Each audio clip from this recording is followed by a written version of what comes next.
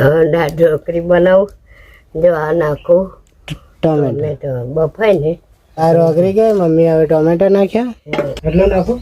મિત્રો મરચું, મસાલો, મીઠું, તેલ, મોરસ, રહી. મમ્મી મારી લોટ બદલ તળકીનું વઘાર કરી દો. રાઈ ફૂટી ગઈ છે. આ રીતે વઘાર થઈ ગયો.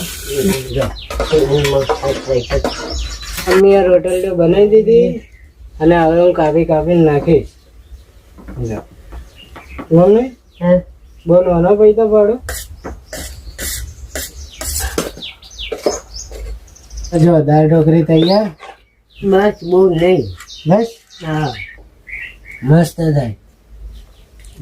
થઈ ને મસ્ત થાય.